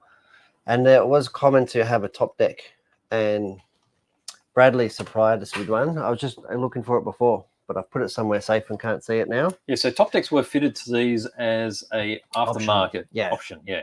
So you need to drill out holes. And that's And why the he tops hadn't had it fitted, because he didn't want to drill the caps. I didn't want to do that Yeah. because the top plate will go across here. And it'll be screwed through here and then through the tops there. And that was brought into the Works 91 as a standard item in the design of the car. So it's got very period electronics. Yes. So That's- AirComs, I mean, back in the day, most people would have been using KO micro receivers. Which was still only half the size of that, That's right. which is still massive. Yes. So standard size servo, and then the speed controllers. I mean, this is actually a very early speed controller. Yeah. They would have been using CX1s and CX3s By during then, this period. yeah. At the speed controller is probably earlier than the one that's in there. Yes. That's a 84, 85 model speed controller. yes. So that would Have a probably, look at the totem. yes, in comparison. How Yeah, small so- is that? And this would have been considered quite small back in the time. Yes. But seeing the size of that, I'd say that's a relay speed controller. Yeah. It'll have no FETs in it. No. Well, that was a very, very early one. So you got the original shaped shock towers at the back, and the wing wire, which is what you were adjusting before, right? Oh, that's just so it doesn't fall off. And we've got the under tray. So polycarbonate under tray. Kydex bumper. Yes, the curved Kydex bumper with Original the aluminium screws. screws. These were very much an associated style screw. Yeah. And And they Imperial. still use those in 12 scales in the front ends and stuff. Imperial? Mm. Really? Because they're sort of known as the US front end for a 12 scale. Oh. So they still use those old school Imperial threaded screws. But yeah, it's got the original sort of wheels, period correct tires. Yes. The pink wheels with the hubs was the two. So they came out of the box with pink wheels, or no? That was a later one. No, I think they came with pink. 870. I sort of remember them coming with pink wheels. Yeah? Yep. It's so iconic, isn't it? Mm. And these And crap bloody wheel hub things. Well, I don't know how they came up with that, but they had these adapters made for RC10s as well to use Yokomo tires. Yeah, you use Yokomo. Because Yokomo's, And these weren't originally these are 2.2s, aren't they? I don't know. The original wouldn't have been 2.2s. These might be the original 1.9s, yeah? Could be. I don't know. I'd have to. I put can't. a I can't standard rim. eyeball it these days. I don't have. You a got a car. measuring I've got a thing? car here. Have you? How old school is that? No, they're 2.2s, I think. They're 212s. Looks like 2.2s. You don't Yeah. want to measure up. Well, they're the same diameter as this one, Okay. which is another vintage. And then you can see there's the servo saver in the bottom there. And that's a very, very old design, which we still see in 8-scale cars. 8 scale still uses That servo saver like system, doesn't it? Yep. But these days, we tend not to use servo savers. And it's just straight onto the horn. Even that horn, look how wimpy that horn is compared to the current stuff. Well, that's just a regular servo horn. Our current servos would snap that in half. So that's an S148, which is a standard Futaba servo. Yeah. And that's just double-sided to the chassis. Would that have been the way back in the day? I think That it was is the when way. we read There were no posts. So That's I right. imagine the new car, the 870C23 model, will in fact have servo mounts. Well, you're seeing the If they're CAD drawings. The they're CAD drawings putting- actually have a center mount. If they're At the end putting of the fiberglass if across they're here. putting gear diffs in it. Mm. So it is a faithful recreation of a legend. Yes. But they're doing it to actually be usable. That's right. So this is really, really cool. We're really blessed to have this. These are a rarity in the wild, aren't they? Something like this. Yes. And this would be worth a lot of money. So the rear is going to come with the same wheel hubs, but you will be able to get options so you can put regular racing wheels onto it. Yes, there's going to be option parts available. They've That's already right. said that. Yeah. All the plastics is still going to be the milky style, which is that nylon white, I would call it. It's coming with gear diffs. It Yes. is coming with belt drive and the slipper unit. And I imagine that one way as well. So it's designed to take the shorty across here. So narrow, like low profile and regular profile shorties are going to fit. Yep. And it's also going to have the slots for a 6-cell NiCad or nickel Yes, metal hydride. if you wish. So it's going to have the holders for both sides. And we're getting excited. So click notify me now Yes. on our website. We're not taking pre-orders because we can't get a definite number on how many we can have. But we Definitely get amongst it. It has been confirmed that it is a December release. Yeah, December release. We want it here before Christmas. So start saving. Tell everybody to chip in and get yourself a new 870. It's going to be exciting. So keep a lookout for this. This car's not going anywhere but in the studio. This won't even come to the Vintage Bash. No. This is going to stay where it's nice and safe under lock and key. That's right. This is an inside car. This is definitely an inside car, and I think you love it more than the actual owner because you had one. I had one, and I haven't seen one in a long time. I don't even know where mine is. And They I know changed these to black, didn't they? I'm sure my touring car had black plastics. Yeah, they would have been. These would have been updated. So they Okay. changed the shapes and stuff on them. Yeah. And then eventually the bulkheads were updated to plastic ones as well. No, it was definitely metal They were metal ones. because my thing stripped and I was furious Furious. because I had to retap it or something. Fast and the Furious. Because it has these crappy little threads in here, Yes. and that These are was 2 mil screws. really soft. Magnesium's really soft that they use. It's like cheese. It's Wouldn't cope lightweight, with isn't today, it? but yeah, I had a touring car back in 96-ish. Well, magnesium was the thing to use back in the day. And I would have imagined that Japan had quite a magnesium casting industry. Did the Tourers have one-ways back then? Tourers had one-ways. Yes.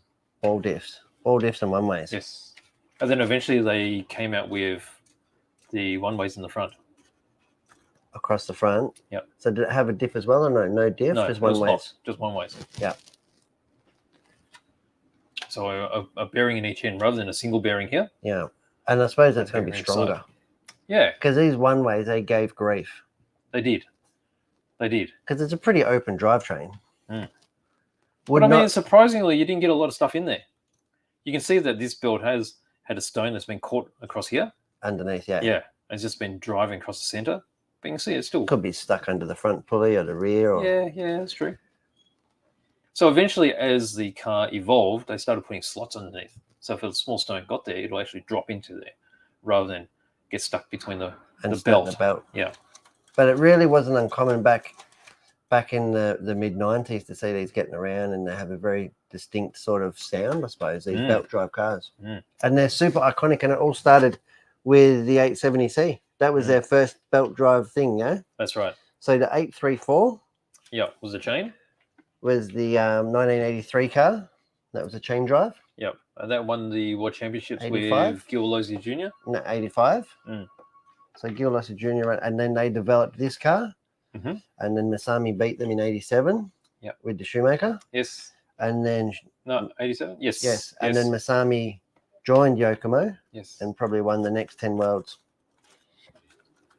Very funky. And remember we were talking the other day about looking through the manual. The ball diffs in these don't look much different to the current ball diffs, except they don't use a T-nut. They've got a bent screw. A horrible bent screw. Which worked. Actually worked. Yeah, it did work. Well, this diff seems to work. I'd say we strip it apart and repair it for him. No, we won't be touching it. No. We'll just be looking at it. Rest assured and admiring it and taking photos and telling people how cool it is and to make sure that they form an orderly queue so they can get their 2023 re-release. That's right. Very cool. So, and it's even coming with the original size wheels, the re-release. Yes. I love it. To give it the whole look and the classic body. One of the most beautiful bodies of the time, I think. I think I preferred the later ones. Really? The flatter ones? The Works 91 and such? Yeah, but maybe that's just because that's what I know. Quite like that. You know, that was definitely out there. But compared to a like a Top Force, you know, it still has that, I don't know, squash cockroach look, yeah? And they did that, obviously, so you could Velcro it to the underbody. Yeah, so that seals it up pretty well. Sealed. That's it. So thank you very much for Bradley for lending us this. It's very cool. How excited are we? Very excited, because it's not long to go, is it? Not long at all. Until what? Until this the Dog Fighter comes. That's right. And what else is coming? What else is coming? The Vintage Bash, my friend. The Vintage Bash. Oh, so here's... Look, I even wore my special T-shirt. I've worn this T-shirt, like, this is the second time I've worn it. The Vintage Bash 2023. And that is in 3 weeks? That is in 3 weeks. That is the Definamobile. So, you can Vintage Bash number 2. You can see that I've taken little bits and pieces, done a little bit of filming with it. It's got the Hydra. Have we had this on camera before? Don't think so. This car is very sort of special to me because I actually drove it at last year's bash, but no, that's actually what I grew up racing. My first car was a Pro SE, as you probably know, and then I went to a Double X. I never had a late model one like this. I only had the standard Double X. This is like a Double X CR or something. This could be a 95 or a 96 model car. So you can see here, BJ's just looking at the Hydra drive. Okay, so in here you can still a regular sort of slipper plate. Yep. That's that orangey yellow part. Yep. We've got the spur, and then on the outside is the actual fluid Hydra drive, which is a fluid slipper. And it works like a torque converter does in a automatic transmission. And it's a very odd thing because it doesn't make sense. Like when you adjust it and feel it, like it slips really easy. See, I can just make it slip here, but on track that will not slip. Yeah. So it uses a viscous coupling to sort of add another layer of resistance. So basically inside here, it's a large vane. Sorry, it's a large fan with vanes on it. Yeah. And as it spools up on the inside of this casing, it'll get to locking point. Yes. Yes, very much. And you can see here, this is actually these 2 white screws. That's how you bleed it and fill it. Right. And a lot of people were heavy-handed because it's plastic screws into a plastic case. They would snap their heads. Oh, that's on assembly. That sounds like an experience. Yeah. Worth talking about. That's right. And then there's something different about this one. This, if we have a look here, I can't see this writing. It's got a bad shadow. So this one here has got paint and pending written on it. Yes. This is a late or an early one. There was paint and pending, and there was one with a part number on it. Right. So there was 2 series of Hydras. I can't remember which is which. My memory escapes me. The history of this is the theory was there, but there was a lot of trial and error to get the right fluid to work. Yeah, And back then we didn't know what they were sort of using, whereas now we've got like all the diff oils in the world, yeah? Yes. So I think it was pretty much like a 20,000, for example, but we didn't really play with the oils. We used the difference. But yeah, the team guys would play with the oils as well. So it's just like a shock. So you've got the spring and you've got the damper working as one. Yes. So they would change the oils for different setups where we would just sort of adjust it like a slipper and use it. And it was often retrofitted to other cars. There was adapters, weren't there? Yeah, I think even Associated won a Worlds 93, won a Worlds with a Hydra fitted. 95. Amazing, isn't it? So I wonder why this hasn't continued. I don't know, especially in today's times when we have such high power demand. Because it's cutting edge, isn't it? Yeah. And we would really only use it in modified. The stock guys would usually take it off because it adds a little bit of weight to the drivetrain, the rotating mass of the drivetrain, because it is fluid filled. Yeah. So the 540 and stock guys generally wouldn't run them. But in mod guys, we always run them. I'd love to have a go to put one on a modern car and see if we could. But they did. Yeah, if you adjusted it wrong, it was almost like driving on an elastic band. It was weird. They would sort of spool up almost like coming down the straight. They wouldn't slip like a slipper and you couldn't hear it, but you're a little bit detached from the throttle. Oh, really? And it would spool up and like kick in. But that's back when I could drive and feel these things. Now it's just about butchering the throttle and getting around the track, not getting marshaled. It's got a little graphite bits on it. Yeah. And this car's never been, it obviously hasn't done a lot of work. It's not very well worn, and it definitely hasn't been touched with WD-40. WD-40 will wipe that clean off whatever loss you used. And Aaron has got a lot of hot ups on this car. Gold shock shafts. It's a bit of a classic. This is Craig Bowering's original 5-link JRX2. I don't know that it's original. I think that it's quite a prototype to have that chassis like that.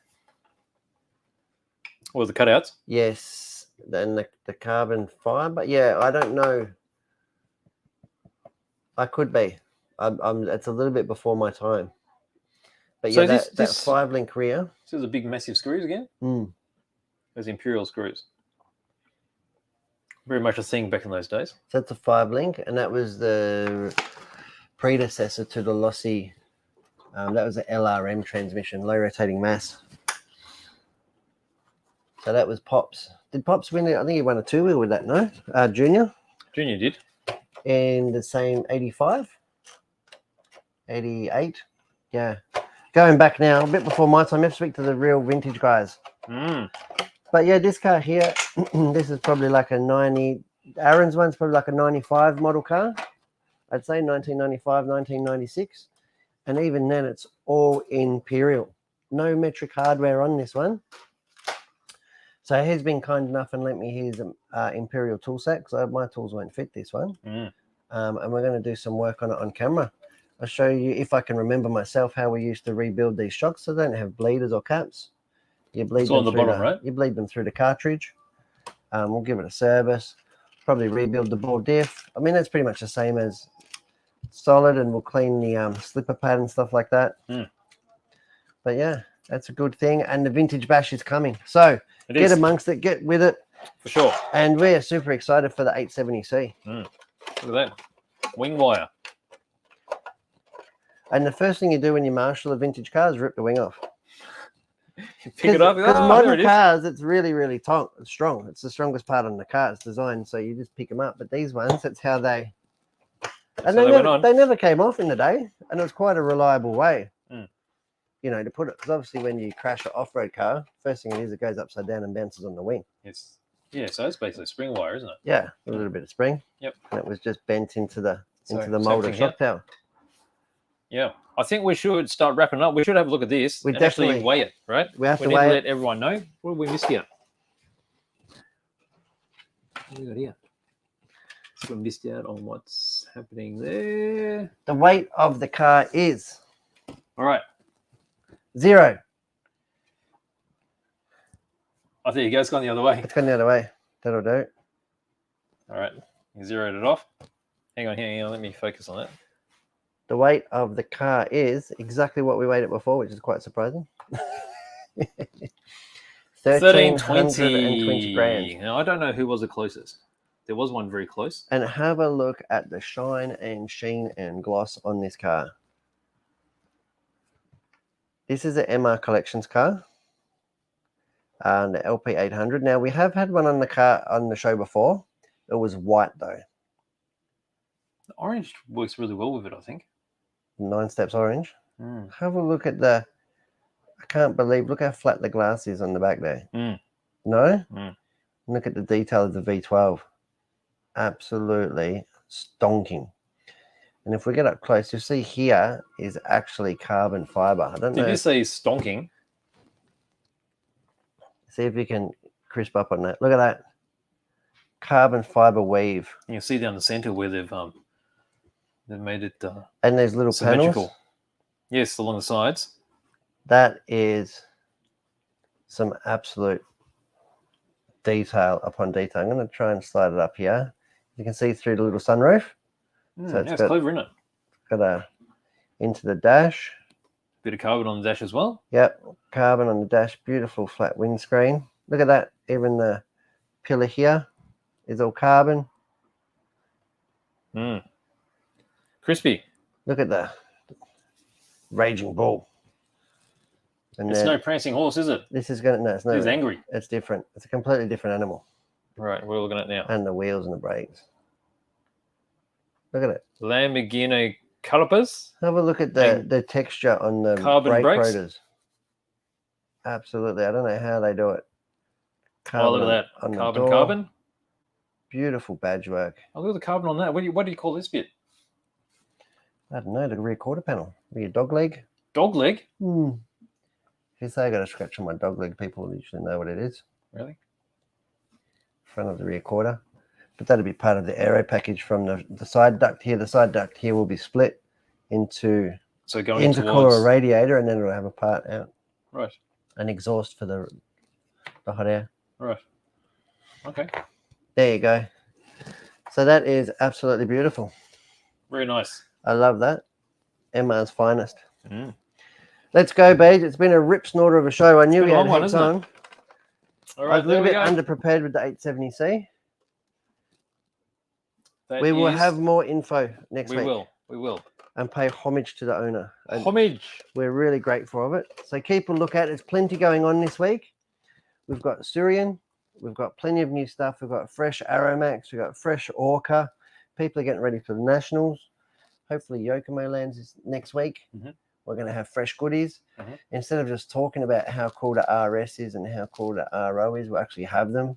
People will actually be able to queue up and buy them. And then the shipment after that, it's going to be about this bad boy. Isn't it? Huh? Isn't it? How exciting. Let's come up real quick. We're going to get that queue. I'm going to have a sausage sizzle and a queue. And a queue. It's going to be like the super hot dog fighter. Yeah? Something like that. What do you reckon? All right. Nah, most of them are going to have the stamps leaked and sent in a box, I reckon. Excellent. Well, that was Hearns Live, episode 178. Thank you very much for watching, guys. It's been a big one.